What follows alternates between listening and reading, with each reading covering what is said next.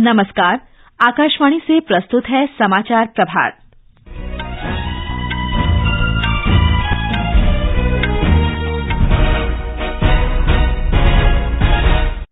ओडिशा के बालेश्वर में बहनागा रेल दुर्घटना स्थल पर मरम्मत का कार्य युद्ध स्तर पर जारी। प्रधानमंत्री नरेंद्र मोदी ने बचाव अभियान में शामिल एजेंसियों और लोगों के प्रयासों की सराहना की। राष्ट्रपति द्रौपदी मुर्मू सूरीनाम और सर्बिया के 6 दिवसीय दौरे पर रवाना। अमरीकी रक्षा मंत्री लॉयड ऑस्टिन भारत के 2 दिवसीय दौरे पर आज नई दिल्ली पहुंचेंगे। अमरीका के राष्ट्रपति जो बाइडेन ने ऋण सीमा विधेयक पर हस्ताक्षर किए, जो अमरीका को अभूतपूर्व आर्थिक बकाये की स्थिति से वापस लाएगा। बिश्केक में UWW रैंकिंग सीरीज प्रतियोगिता में भारतीय पहलवान मनीषा ने स्वर्ण, ऋतिका ने रजत और सरिता मोर ने कांस्य पदक जीता। और महिला हॉकी जूनियर एशिया कप 2023 में भारतीय टीम ने जापान के काकाकामी हगारा में उज्बेकिस्तान पर 22-0 की शानदार जीत के साथ अपने अभियान की शुरुआत की। समाचार प्रभात के साथ मैं फरहत नाज। ओडिशा के बालेश्वर में बहनागा रेल दुर्घटना स्थल पर मरम्मत का काम युद्ध स्तर पर किया जा रहा है, जिसमें 1000 से अधिक कर्मचारी दिन रात जुटे हैं। रेल मंत्रालय के सूत्रों ने कहा कि 7 से अधिक पोकलेन मशीनें, 2 दुर्घटना राहत ट्रेनें, 4 सड़क रेलवे वाहनों और सुरक्षा क्रेनों को मरम्मत के काम में लगाया गया है। इस बीच ओडिशा सरकार रेल दुर्घटना में मारे गए 160 अज्ञात और लावारिस शवों को भुवनेश्वर के विभिन्न शवगृहों में भेज रही है। राज्य के मुख्य सचिव प्रदीप जैना ने मीडिया को बताया कि कुछ पीड़ितों के शव उनके परिजनों को सौंप दिए गए हैं। हालांकि उन्होंने कहा कि अधिकारियों को अभी तक लगभग 160 शवों की पहचान करना बाकी है। ओडिशा स्वास्थ्य विभाग से प्राप्त जानकारी के अनुसार रेल दुर्घटना में 288 यात्रियों की मौत हुई है और कुल 1175 यात्रियों को ओडिशा के विभिन्न अस्पतालों में भर्ती कराया गया है, जिनमें से 793 घायलों को अस्पताल से छुट्टी दे दी गई है। दक्षिण पूर्व रेलवे की एक आंतरिक निरीक्षण रिपोर्ट में कहा गया है कि शालीमार चेन्नई कोरोमंडल एक्सप्रेस को चेन्नई की ओर जाने वाली मुख्य लाइन पर जाने का संकेत मिला था, लेकिन यह गलती से लूप लाइन की ओर मुड़ गई। लूप लाइन में जाना मानवीय इंटरफेस की वजह से हो सकता है। रेलवे अधिकारियों की प्रारंभिक जांच में कहा गया है कि ऐसा या तो त्रुटि या लापरवाही के कारण हुआ होगा।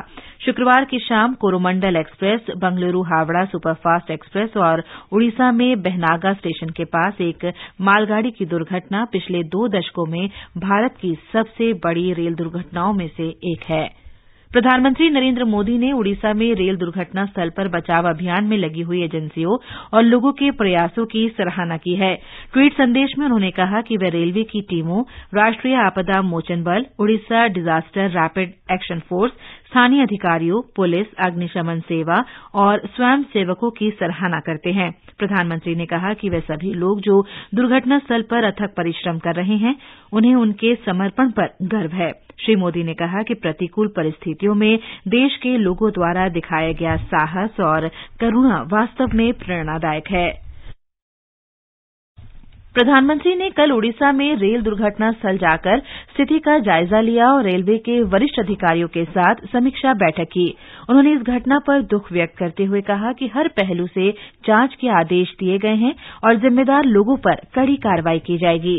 श्री मोदी ने अस्पताल में भर्ती घायलों से भी मुलाकात की। प्रधानमंत्री ने प्रत्येक मृतक के परिजनों को 2 लाख रुपए और घायलों को 50-50 हजार रुपए की अनुग्रह राशि देने की घोषणा की। वहीं रेल मंत्री अश्विनी वैष्णव ने प्रत्येक मृतक के परिजनों को 10 लाख रुपए, गंभीर रूप से घायलों को 2-2 लाख रुपए और मामूली घायलों को 50-50 हजार रुपए की अनुग्रह राशि देने की घोषणा की है। इस बीच इस रेल मार्ग पर कई विशेष और एक्सप्रेस रेलगाड़ियों का परिचालन स्थगित कर दिया गया है। प्रधानमंत्री नरेंद्र मोदी के निर्देश पर केंद्रीय स्वास्थ्य मंत्री मनसुख मांडविया आज ओडिशा में हुए रेल दुर्घटना में घायलों को दी जा रही सहायता की समीक्षा करेंगे। वे भुवनेश्वर में अखिल भारतीय आयुर्विज्ञान संस्थान और कटक के SCB मेडिकल कॉलेज का भी दौरा करेंगे। बिहार के 4 अधिकारियों का एक दल आज ओडिशा जा रहा है, जो बालेश्वर में हुई रेल दुर्घटना के बाद वहां फंसे बिहार के यात्रियों की वापसी को सुगम बनाने के प्रयास करेगा। रेल दुर्घटना में बिहार के कम से कम 3 लोगों की मृत्यु हुई है और 17 अन्य घायल हुए हैं। ये लोग दुर्घटनाग्रस्त कोरोमंडल एक्सप्रेस से चेन्नई जा रहे थे। राज्य सरकार ने अररिया, किशनगंज, समस्तीपुर, दरभंगा और सीतामढ़ी जिलों के 40 यात्रियों को वापस लाने के लिए बस का भी प्रबंधन किया है। ओडिशा में ट्रेन दुर्घटना के मद्देनजर नागरिक उड्डयन मंत्रालय ने एयरलाइन कंपनियों को भुवनेश्वर आने जाने वाली उड़ानों के किराए में असामान्य वृद्धि पर नजर रखने की सलाह दी है। मंत्रालय ने सभी एयरलाइन कंपनियों को किराया नहीं बढ़ाने को लेकर एडवाइजरी भी जारी की है। इसके अलावा मंत्रालय द्वारा सभी एयरलाइनों को भुवनेश्वर के लिए पुनर्निर्धारण और कैंसिलेशन के लिए कोई शुल्क नहीं लेने की सलाह भी दी है। ये समाचार आकाशवाणी से प्रसारित किए जा रहे हैं। समाचार प्रभात में आपका फिर स्वागत है। G20 देशों के स्वास्थ्य कार्य समूह की तीसरी बैठक आज हैदराबाद में होगी। स्वास्थ्य मंत्री मनसुख मांडविया बैठक और उसके साथ होने वाली प्रदर्शनी का भी औपचारिक उद्घाटन करेंगे। ब्यौरा हमारे संवाददाता से।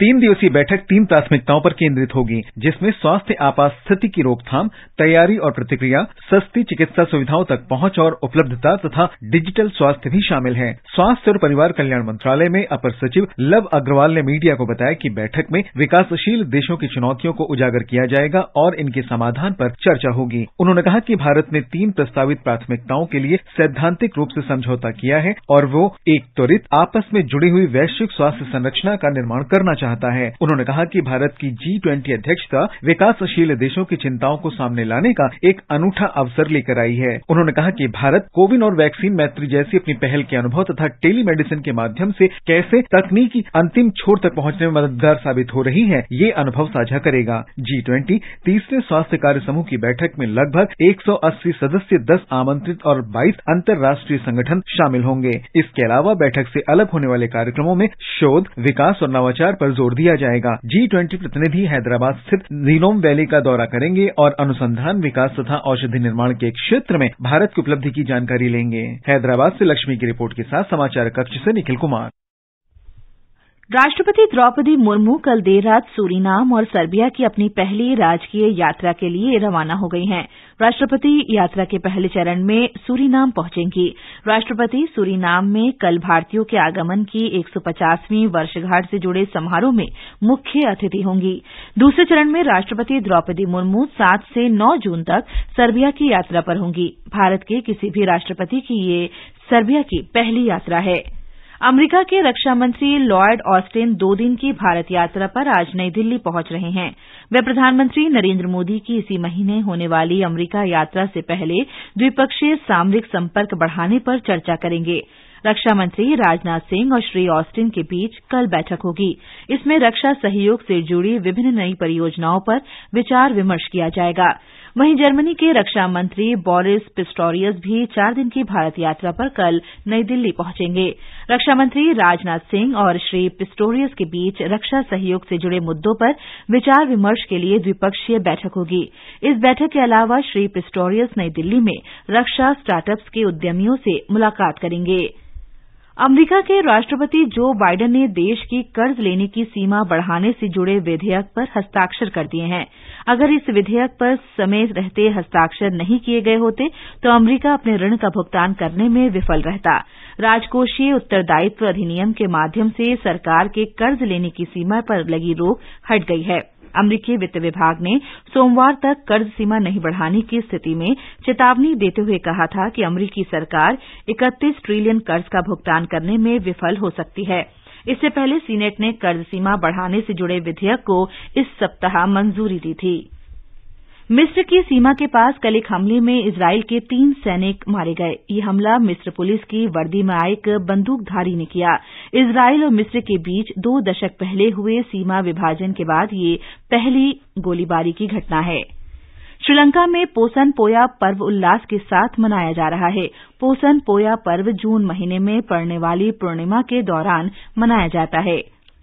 केंद्र की नरेंद्र मोदी सरकार ने पिछले महीने अपने कार्यकाल के 9 वर्ष पूरे कर लिए हैं। इन वर्षों में राष्ट्रीय जनतांत्रिक गठबंधन सरकार की उपलब्धियों के बारे में आकाशवाणी समाचार विशेष श्रृंखला प्रसारित कर रहा है।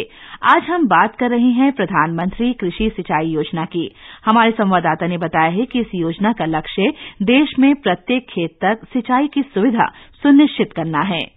भारतीय अर्थव्यवस्था की प्रगति के लिए कृषि क्षेत्र की भूमिका महत्वपूर्ण है, क्योंकि जनसंख्या का एक बड़ा हिस्सा अभी भी प्रत्यक्ष या अप्रत्यक्ष रूप से कृषि पर निर्भर है। कृषि क्षेत्र भोजन, चारा और उद्योग के लिए कच्चे माल की बढ़ती मांग को पूरा करता है। खाद्य सुरक्षा और देश के मजबूत विकास को सुनिश्चित करने के लिए कृषि क्षेत्र की स्थिर और निरंतर वृद्धि महत्वपूर्ण है। प्रधानमंत्री कृषि सिंचाई योजना वर्ष 2015-16 में शुरू की गई थी। इसका उद्देश्य सिंचित भूमि का विस्तार करने, खेत में पानी के उपयोग की दक्षता में सुधार करने और स्थायी जल संरक्षण प्रथाओं को बढ़ावा देना है। प्रधानमंत्री नरेंद्र मोदी ने सिंचाई के लिए पानी की अंधाधुंध मात्रा का उपयोग करने के खिलाफ हमेशा आगाह किया है। पर drop more crop, micro irrigation, उस पर बहुत अधिक बल दे रहे हैं। टपक सिंचाई पर बल दे रहे हैं, स्प्रिंकलर पर बल दे रहे हैं। पहले हमारे गन्ना का किसान ये मानने को तैयार नहीं था कि कम पानी से भी गन्ने की खेती हो सकती है। अब ये सिद्ध हो चुका है, स्प्रिंकलर से भी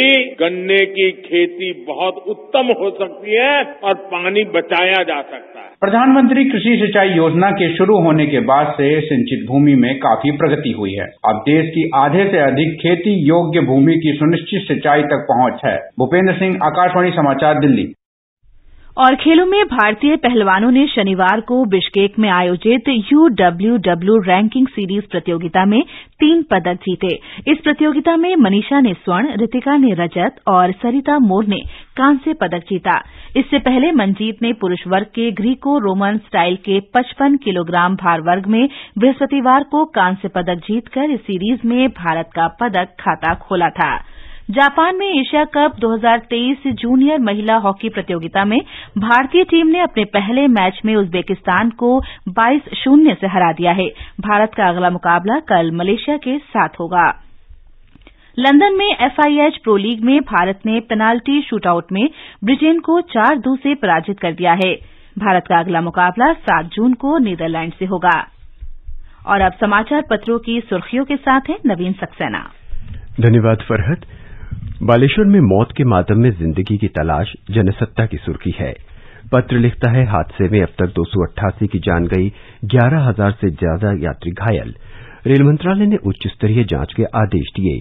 नवभारत टाइम्स की सुर्खी है, बेपटरी जिंदगी, घायलों को खून देने के लिए लाइनों में लगे लोग। दैनिक जागरण की खबर है, सिग्नल वापस लेने से मालगाड़ी से भिड़ी कोरोमंडल एक्सप्रेस। प्रधानमंत्री नरेंद्र मोदी ने कहा, दोषियों को मिलेगी कड़ी सजा। अमर उजाला ने दिल दहलाने वाले दृश्य शीर्षक से लिखा है, मां के शव से चिपक कर रोते रोते टूटी मासूम की सांसें। भुवनेश्वर की उड़ानों के किराए में असामान्य वृद्धि रोकने के निर्देश का समाचार भी सभी अखबारों ने प्रकाशित किया है। 7 जून के बाद तापमान पहुंच सकता है 40 के पार। पंजाब केसरी की सुर्खी है, देशबंधु लिखता है, राजधानी में बारिश पर लगेगा लंबा ब्रेक। दैनिक भास्कर के शब्द हैं, पारा चढ़ा, सुस्त रफ्तार के बाद गर्मी ने तेवर दिखाने शुरू किए। पश्चिमी विक्षोभ का असर घटा, हीटवेव से बचने की सलाह। राजधानी दिल्ली में 26,000 शिक्षकों की भर्ती होगी। हिन्दुस्तान ने यह खबर अपने प्रथम पृष्ठ पर प्रकाशित की है। पशु पक्षियों के लिए आशियाना बनेगी झील। राजधानी दिल्ली को झीलों का शहर बनाने के विजन को साकार करने की कोशिश। लोकसत्य की सुर्खी है, कश्मीर की घाटियां ही नहीं, अब शहर भी दिखेगा खूबसूरत। दिसंबर महीने तक स्मार्ट सिटी बन जाएगा श्रीनगर। पंजाब केसरी ने खबर प्रकाशित की है। पहली बार यूट्यूब पर मंगल ग्रह की लाइव स्ट्रीमिंग, 18 मिनट में धरती पर पहुंचेंगी तस्वीरें। राजस्थान पत्रिका सहित अधिकतर अखबारों की सुर्खी है। फौरन आराम देने वाली 14 दवाओं पर केंद्र की रोक। विशेषज्ञ समिति की सलाह पर फैसला। केंद्र सरकार ने की थी 344 दवाओं के निर्माण, वितरण व बिक्री पर रोक लगाने की घोषणा। अमर उजाला के प्रथम पृष्ठ पर है। अदालत ने अंतर्राष्ट्रीय साइकिल दिवस पर सुनाया महत्वपूर्ण फैसला। साइकिल सवार भी वाहन चालक, कुछ जगहों पर साइकिल नहीं चलाने के निर्देश। हिन्दुस्तान ने खबर प्रकाशित की है। और अंत में मुख्य समाचार एक बार फिर। ओडिशा के बालेश्वर में बहनागा रेल दुर्घटना स्थल पर मरम्मत का कार्य युद्धस्तर पर जारी। प्रधानमंत्री नरेंद्र मोदी ने बचाव अभियान में शामिल एजेंसियों और लोगों के प्रयासों की सराहना की। राष्ट्रपति द्रौपदी मुर्मू सूरीनाम और सर्बिया के 6 दिवसीय दौरे पर रवाना। अमरीकी रक्षा मंत्री लॉयड ऑस्टिन भारत के 2 दिवसीय दौरे पर आज नई दिल्ली पहुंचेंगे। बिश्केक में UWW रैंकिंग सीरीज प्रतियोगिता में भारतीय पहलवान मनीषा ने स्वर्ण, रितिका ने रजत और सरिता मोर ने कांस्य पदक जीता। इसके साथ ही समाचार प्रभात का ये अंक समाप्त हुआ। नमस्कार।